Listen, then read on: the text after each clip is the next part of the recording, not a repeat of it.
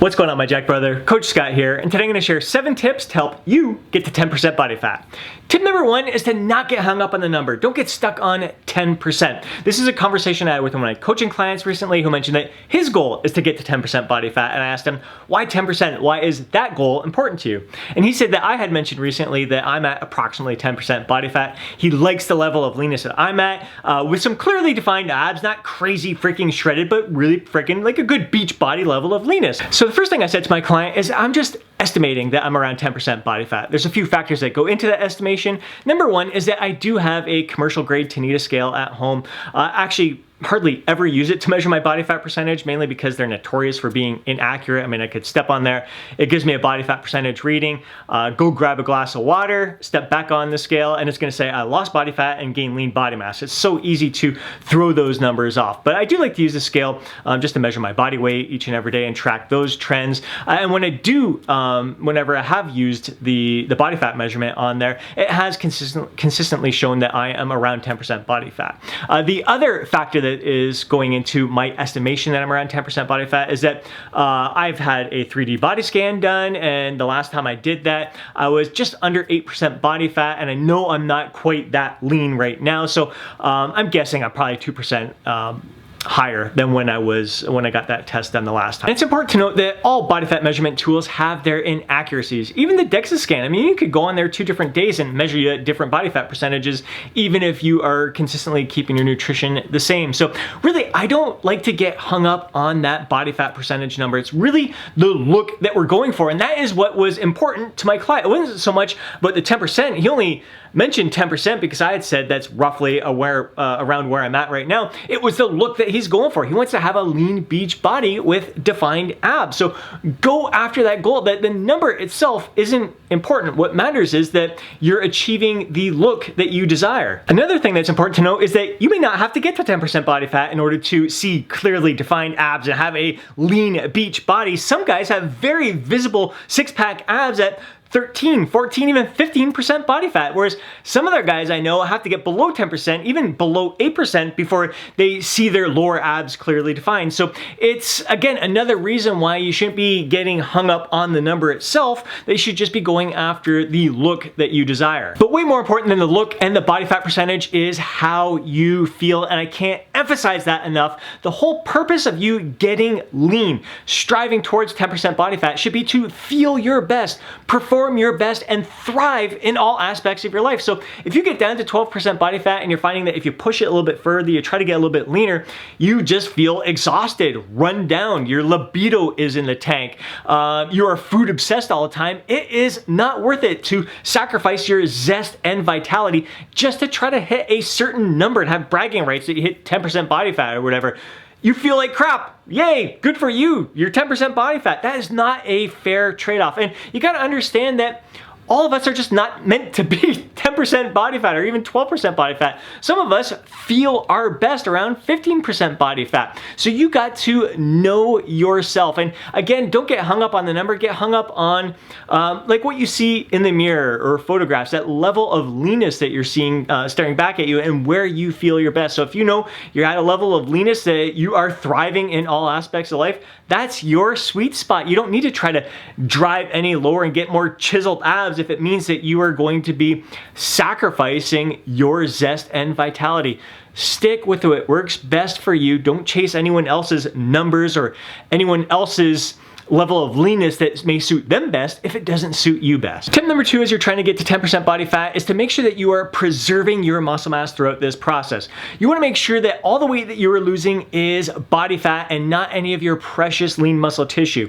The way to do that is to make sure that your weight loss is between 0.5 and 1% of your total body weight per week. So no more than that 1% of your total body weight per week. So if you weigh 200 pounds, you'd be looking at losing between 1 and 2 pounds per week. If you weigh 150 pounds, you're looking at losing 3/4 pound to 1.5 pounds per week. Tip number 3 is to set up your diet in a way that allows you to lose that 0.5 to 1% of your total body weight per week. A general rule of thumb is that if you want to lose 1 pound per week, you'd create a 500 calorie deficit per day. If you want to lose 2 pounds per week, you'd create a 1,000 calorie deficit per day. In between there, you want to lose 1.5 pounds, 750 calorie deficit per day. So first of all, you need to know what your maintenance level calories are. I'm going to include a link down below to a calculator on my website. You'll enter your age, your height, your weight, your activity level. That's going to give you your TDEE, your total daily energy expenditure. That's how many calories you would consume to maintain your body weight. It's just an estimation. You're going to have to listen to your body's feedback. So this is your starting point. So you'll take that TDEE, and if you want to lose 1 pound per week, you subtract 500 calories, and that's what you would consume each and every day. Again, I prefer to look at my total calories on a weekly basis. So if your TDEE is 2,500 calories, you subtract 500 from that, so you're going to consume 2,000 calories for the day. I like to look at the weekly average. I do like to be consistent, so I would try to be consistent with that 2,000 calories per day, but you really want to look at it on a weekly basis, which would be 14,000 calories for the week. So if you happen to go above 2,000 for the day, maybe you consume 2,200, you could eat 1,800 calories the next day, or maybe 1,900 calories over the next 2 days in order to balance things out and hit your weekly target of 14,000 calories for the week. So again, 1 pound, 500 calorie deficit, 2 pounds, 1,000 calorie deficit. But again, that's just an estimation. It's just meant to provide you with some guidance as to where you can start. What's most important is your body's feedback. So let's use the example, the 2,500 calories we'll say is your maintenance level. You want to lose 1 pound per week, so you create a 500 calorie deficit. That puts you at 2,000 calories per day.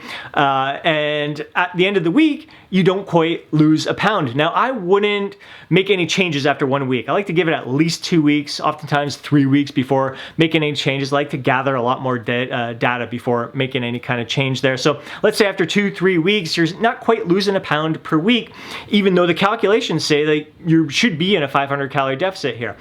Your body's feedback is most important. So if you want to lose that pound per week, you're going to have to reduce your calories a bit, maybe 1,950, maybe 1,900. See how that goes for a week or two. And if now you're up to that 1 pound per week, which puts you in that 0.5 to 1% of your total body weight loss per week, then you're golden from there. So it's always your body's feedback that you want to pay most attention to. So your calorie intake is what's most important when you're trying to get to 10% body fat, as long as you're getting an adequate amount of each macronutrient. I don't like to obsess over the macronutrients, but some general rules of thumb are 1 to 1.5 grams of protein per pound body weight. A lot of people find protein to be more satiating, more filling to them. It's also muscle sparing.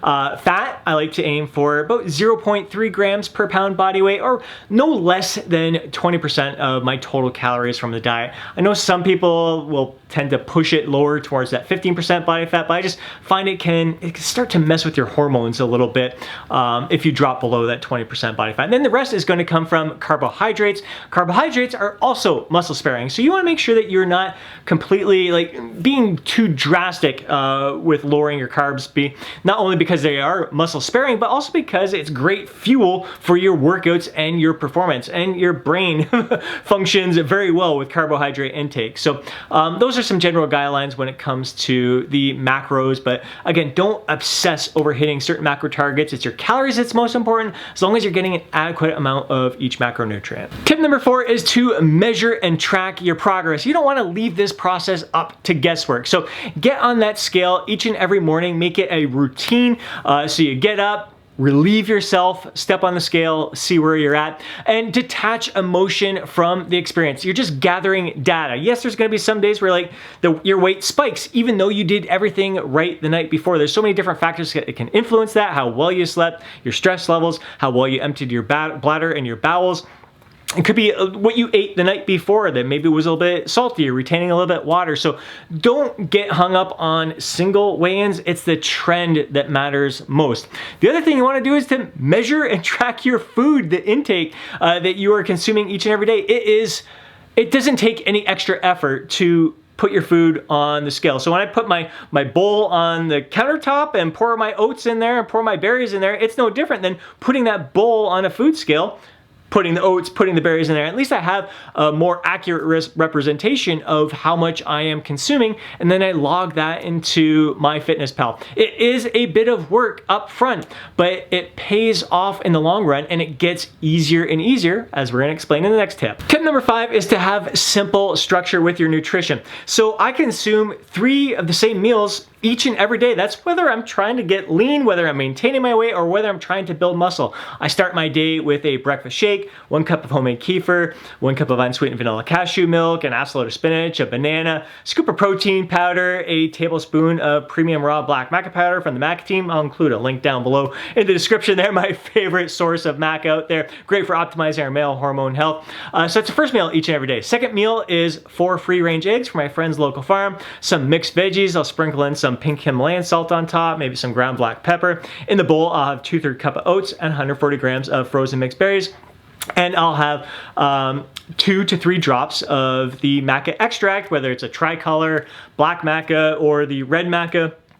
Again, from the Maca team down below. And the third meal I have each and every day is 260 grams of either plain Greek yogurt or some vanilla Greek yogurt or honey Greek yogurt for a little bit of flavor. And I'll have 140 grams of frozen mixed berries with that, along with some Maca extract in there as well. So I have those 3 meals each and every day all year long. I love them. I look forward to those meals each and every day. I know exactly how many calories I am at that point in the day after having those 3 meals, and dinners where I get my variety. And oftentimes with like dinners, there's probably about 5 to maybe 8 meals that I'll kind of rotate through. And oftentimes, like my favorite meal for sure is like salmon, sweet potatoes, and a veggie, whether it's asparagus or baked Brussels sprouts. Those are kind of my 2 go-to veggies that I'll have with that meal.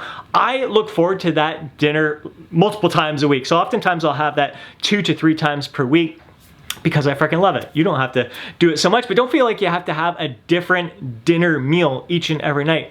Another go-to meal for me is a chicken fajita bowl, where I'll have some basmati rice, chicken breast that I fry up in a little bit of fajita seasoning, and some veggies along with that. So because I'm consuming so many of the same meals, once I save them as a meal in MyFitnessPal, I don't have to log each and every ingredient every time I go in there. I just go to meals, select that meal, boom, it pops up there. So it makes tracking your calorie intake so much easier. So yes, it's a little bit of initial upfront work, but it pays off. It gets easier when you save each meal. The more consistent, the more structured you are with your nutrition, the easier it is for you to track it, and the more mindless it becomes. You get used to it. It's automatic habits, automatic behaviors that you look forward to. And when there are meals that you absolutely enjoy, that you thrive from, that you love, that you look forward to, it makes it that much easier to stick with as well. Tip number 6 is to live an active lifestyle doing things that you absolutely love. Of course, prioritizing your weight training, but in addition to that, doing activities that bring joy to your life. If you love getting out for a walk and being in nature, do more of that, or get out for a bike ride, or go paddleboarding, or shoot hoops with your kids. If you don't enjoy jogging, don't do it. If you don't enjoy going on the stair climber, don't do it. Do things that bring joy to your life and enhance your life. Don't think of, the main thing is, I just want you sitting on your butt less, just being on your feet more, just moving around more. For myself personally, I burn a fair amount of calories just being at my stand-up desk all day instead of sitting at my desk all day.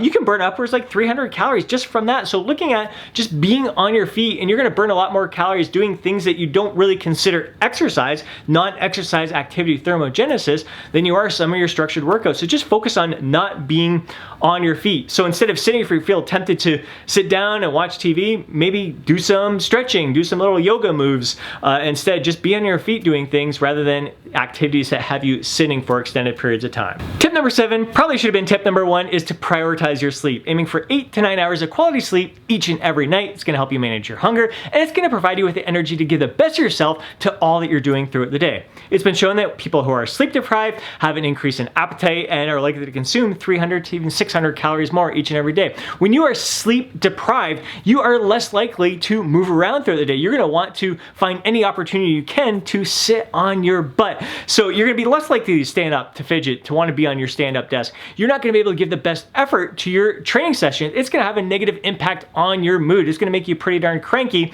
not just from not having enough food to consume, you're in a calorie deficit, but you add on sleep deprivation from that, you're gonna be a pretty miserable person going through this deficit, and people aren't gonna be too happy about that. So, and not to mention how the impact on your hormones. I mean, keeping sleep has been, it's a key factor in keeping your testosterone levels up, which is really important for, again, preserving your muscle mass and performing your best, feeling your best in life. So Definitely prioritize sleep. It's not something I can emphasize enough. It is the most important factor in you living your best life, being able to give the best of yourself to all that you're doing throughout the day. So that's 7 tips to help you get to 10% body fat. I hope you enjoyed today's video. If you did, please do me a favor, smash that thumbs up button. I'd really appreciate it. If you want to see more videos like this, be sure to subscribe to the channel. Hit that alert button so you're notified each time I upload a video. If you know fellow brohood benefit from watching today's video, do me a favor and share it with them. More than anything, I'd love to hear from you down in the comment section below. Share your thoughts, share your insights, share your feedback, and before you go, don't forget to download your free guide, Jacked After 40. Have yourself an amazing day.